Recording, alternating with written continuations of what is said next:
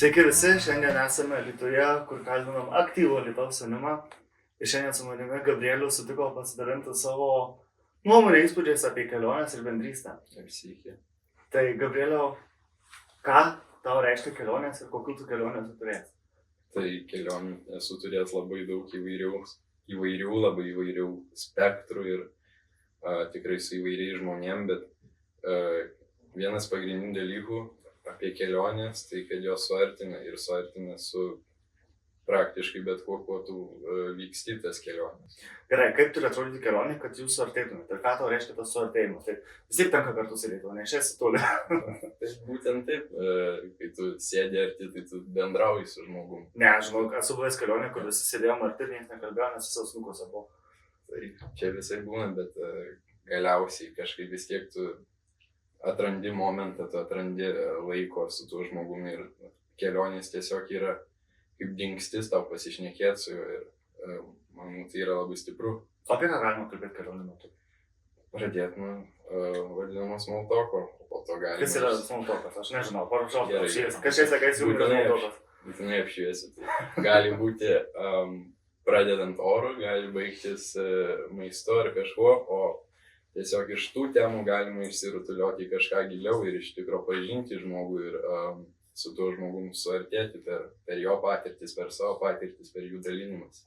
Tai kokių kelionių esi turėjęs tokių, kur sakai, kad ir kelionė buvo įdomi, bet ir procesas buvo įdomus? Tai mano viena įdomiausių kelionių, kurioje buvau tikrai neseniai šią vasarą, tai buvo kelionė į Romą, kur aš vykau su tikinčiais vyrais, jaunimu ir skridom lėktuvu, bet kadangi tai buvo piligriminė kelionė, mes nevaikščiam vien po miestą, reikėjo daug vietų aplankyti aplink Romą, aplink visą Italiją praktiškai, todėl mes ir autobusais važinėjom ir miegom visi tose pačiose vietose ir apskritai visą laiką leidom drauge, nebuvo momento, kad būčiau vienas tenais. Ir kiek laiko truko ta kelionė? Apie savaitę. Savaitę. Tai per savaitę laiko tikrai užteko maždaug pakalbėti su tais, su kuriais norėsi pakalbėti. Tikrai taip. Ar taip bus, kad kai kurių žmonių, su kuriais nesinori kalbėti? Tai žinoma, bus, mes tiesiog natūraliai vienus žmonės mėgstam labiau, kitus žmonės ne taip mėgstam, bet čia yra mūsų priešankstinis nusistatymas, mes pašnekėję su žmogum galim tikrai jį pamėgti arba susigadinti pamatyti. Labai įdomu, mes kalbame jau porą minučių apie kelionės ir tu pasakai apie procesą, apie žmonių pažinimą. Ir tam klausimas kyla, o tau pati kelionė yra įdomi pati iš savęs, kur važiuoji?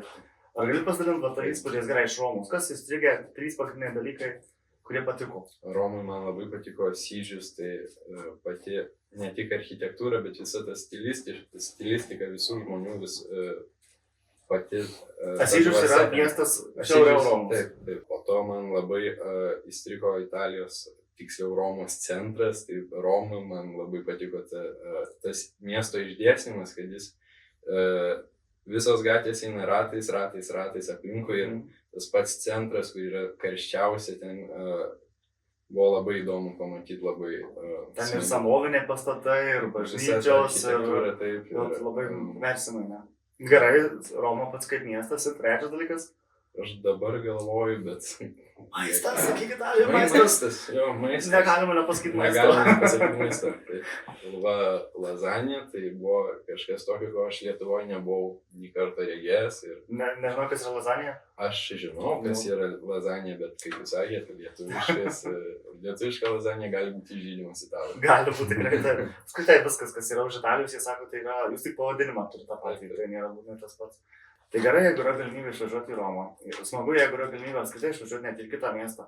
O kaip pačiam Alytuje? Ar yra kokių nors veiklų, kur tu gali nueiti, būti kartu, pažinti kitus žmonės ir tai nereikia būtinai tam kelionės? Lankai Alytuje ką nors, kokį užsiėmimą, sportą, būrelį, bendruomenę? Tai aš esu baigęs muzikos mokyklą. Šokį, dainuoji, groji? Groju akordeonu. Groji akordeonu? Rimtai? Geras. Būtume dabar turėję tokią pauzę ir būtume atsisėdę su akordeonu kažką pagroti. Čia sunku transportuoti iš tikrųjų.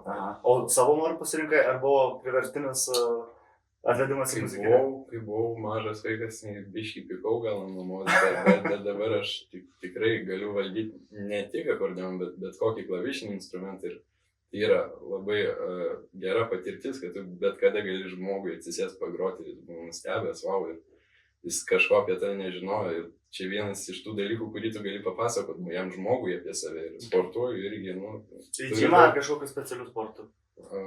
Aš užsiemu kūno rengybą, tai taip konkrečiau pasakius, nu, sporto salę pats savarankiškai. Tai čia vadinasi kultūrizmas arba fitnesas, kažkas tokio šalia to. Kultūristas, jis žino, ką jis valgys mėnesių bėgį, o aš Tu nežinai, ką valgys už valandos. Taip, aš tiesiog rengiu savo kūną ir stengiuosi balansą atrasti, tai čia yra tas skirtumas. Būtų sunku žinot, ką valgys už mėnesį ar ne? Šiaip būtų nesunku susiplanuoti, bet labai sunku tai išpildyti, nes tu nežinai, kas tavęs laukia rytoj. Pagundos, ne? Pasiūlys, kas gundinukų ir kaip tu gali dabar atsisakyti? Aš 4 mėnesius nevalgiu jokių saldumynų. Rimtai? Taip. Ir kaip? Ir Ar buvo, kad pamažėjo draugų, kurie sakė, kaip čia dabar tai? Ne visiškai žmonės suprato, visi palaikė ir... Aš irgi palaikyčiau. Žmonės apskritai man, tipo, gerbė, stebėjosi, bet tas... Galbūt buvo pradžiai pagunda, galbūt buvo sunku, bet laikui bėgant tikrai nebuvo sunku atsilaikyti, man to dabar visiškai nereikia. Ir manau, kad tas planavimas maisto ne dėl to, kad yra sunkus dėl to, kad laikytis valgyti, bet dėl to, kad tu nežinai, ką tu rytoj veiksi. Už poryt konkrečiai gali kažkas labai ekstra atsitikti ir to visas dienos planas griūna ir tu galbūt pavalgysi tik grįžęs vakare, o aš turėčiau, tarkim, valgyti 4 kartus į dieną. Tas tiesa. Aš irgi džiaugčiausi, jeigu kažkas iš draugų atsisakytų saldumynų, daugiau mums liktų kas valgų. Tai labai ačiū, kad atėjai pasidalinai apie savo mintis, pamąstymus ir klausykite kitų pasikalbėjimų apie dalykus, kurie nėra savaime suprantami.